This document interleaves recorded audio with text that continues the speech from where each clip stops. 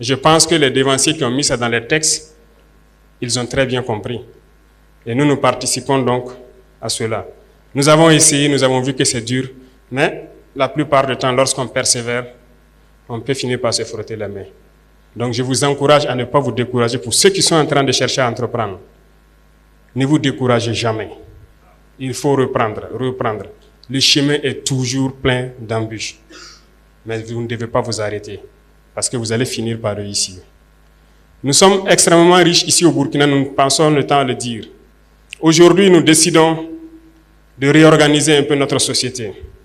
Certes, certains textes ou certaines conventions qui avaient été signées étaient très contraignantes, faisaient que notre pays aurait du mal à s'en sortir.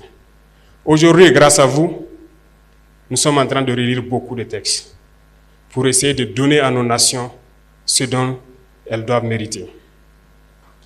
C'est dans ce sens que lorsque nous prenons par exemple le volet de l'orpaillage, votre thème en dit long sur l'employabilité des jeunes en milieu rural, beaucoup de nos jeunes se retrouvent aujourd'hui sur les sites artisanaux de production, dans des conditions les plus pénibles.